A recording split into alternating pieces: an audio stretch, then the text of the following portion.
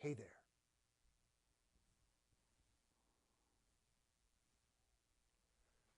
You want to know a secret that'll make your speech stand out from virtually every other speaker out there? Well, then stay tuned for your weekly dose of public speaking medicine.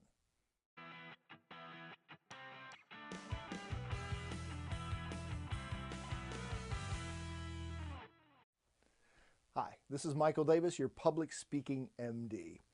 Normally, for your weekly dose of public speaking medicine, I jump right into the tip, but not this week. This week, I'm going to vent.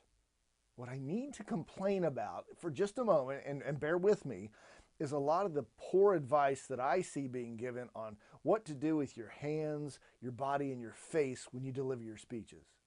In particular, hand gestures.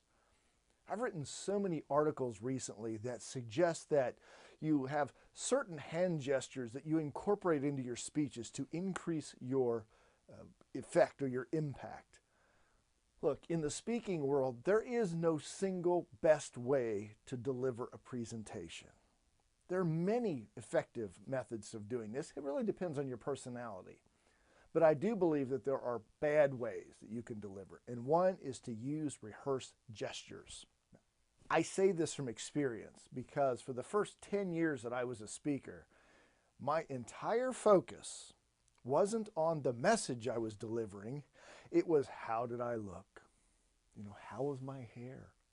Was my suit pressed neatly? Were my shoes shined?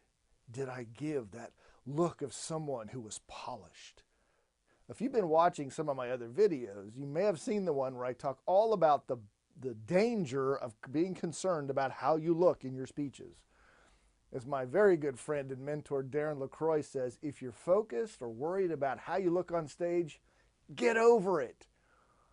It's not about how you look, it's about the message you deliver.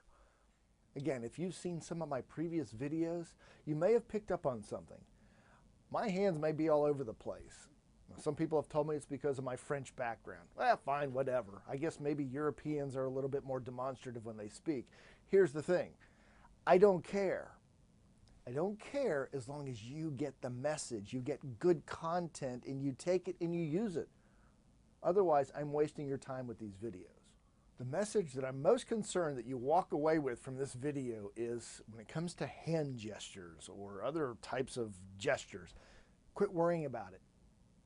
Focus most of your energy on the message. Internalize that point that you're trying to get across to the audience. Know the structure of the presentation you're going to give. Once you do that, your emotions will begin to come through and you will deliver that speech naturally.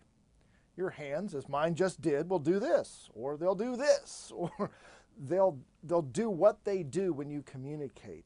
The real you, the authentic you, will shine through. Now, I don't think it would be fair to leave this video without giving you a useful tip other than don't worry about it. Maybe not the best medicine. So here is a great tip that I got from one of my fellow world-class speaking coaches, Daniel Matthews. Daniel suggests that you get 2 water bottles, just like this. Hold them in your hands, put your hands to your side. And when you give your presentation, if you have let's say a distracting gesture or mannerism, maybe you tend to put your hands right here too much, or maybe you do the fig leaf, you'll start to notice the water bottles. They will come into your peripheral field of vision. When you do this or this, you will notice where the bottles are. And if you start to do it too much, you'll notice them in one position. That will help you break that habit. Drop your hands to your side. Speak as you normally would, like I'm doing right now. I can hear the water slashing around. This I know is my natural delivery style. If I put my hands in front or up here or at a 90 degree, or my arms at a 90-degree angle, that's not what I want. It's a great visual representation of a distracting mannerism or gesture that I don't want to use. So what is your prescription for this week? Actually, there are 2. You've probably guessed them. The first,